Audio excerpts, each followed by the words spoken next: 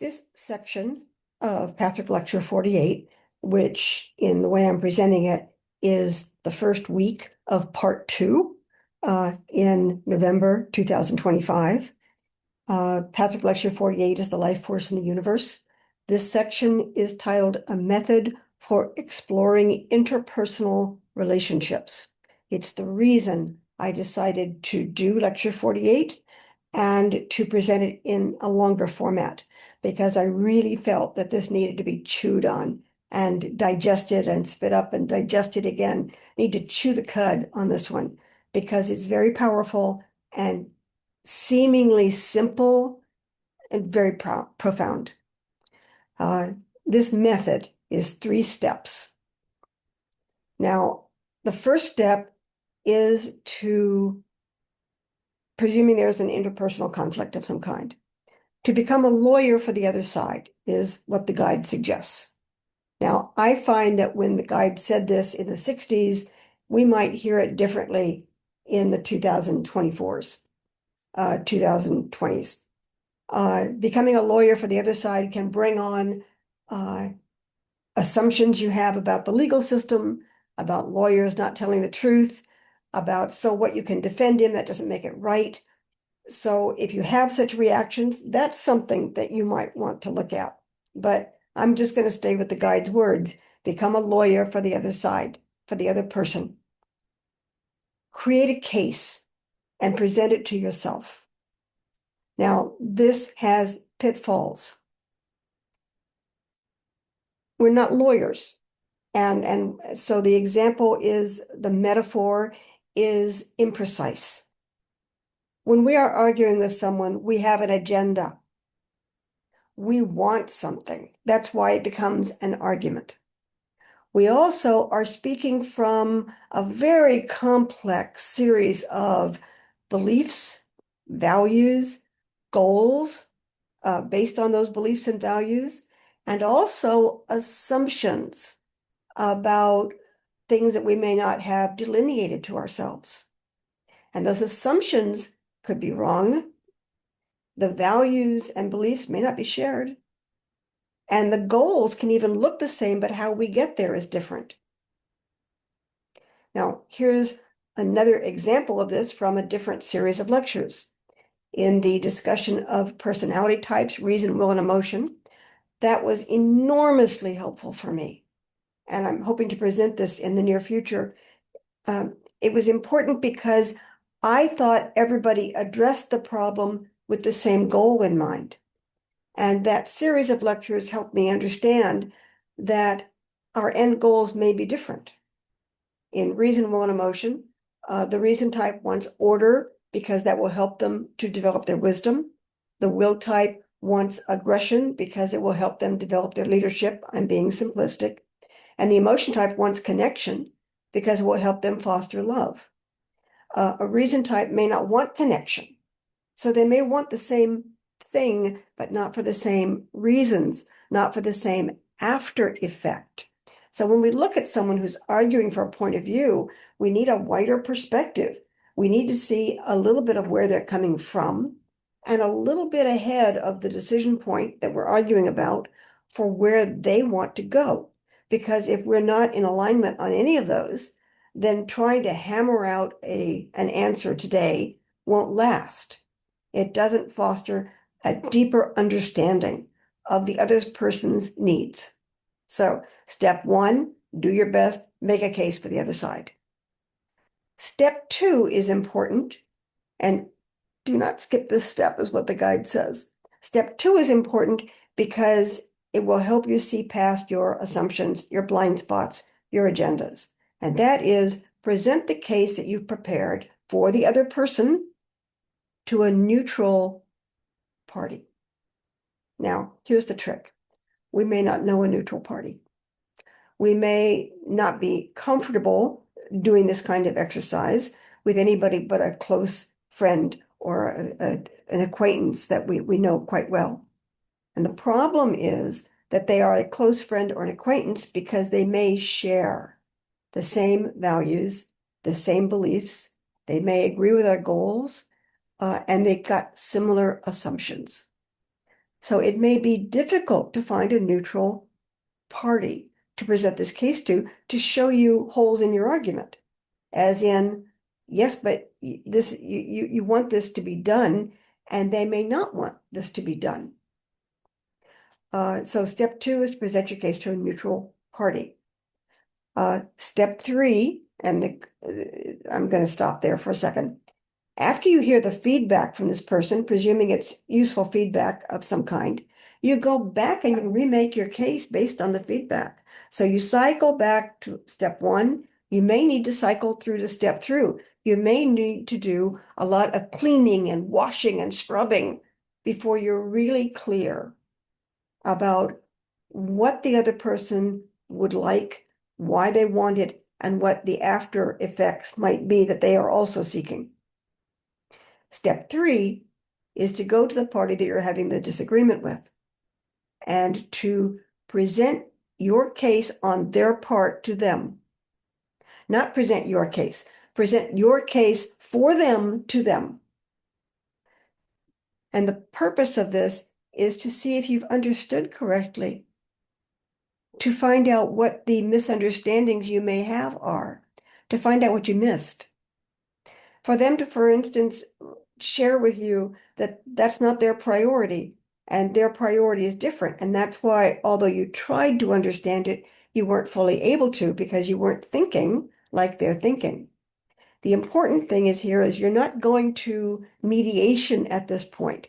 This is not go to the third party and hammer out a solution. This is go to the third party and allow them to correct you or allow them to at least see the work you've done.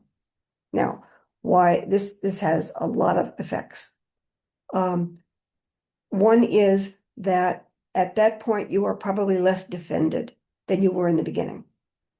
And this is where in path work, my desire, my defense, my all the feelings that I have, negative and positive, affect my interactions with the other person.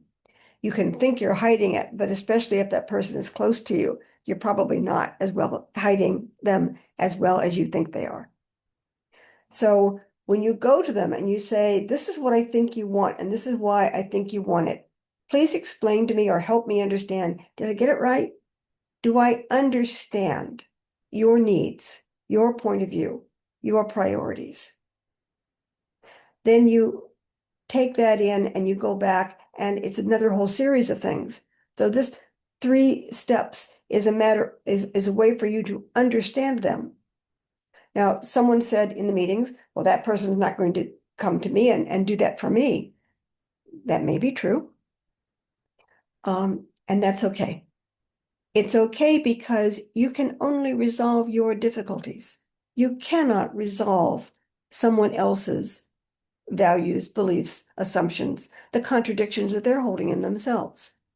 All you can do is clean up as best you can contradictions, assumptions, blind agendas, and goals in yourself.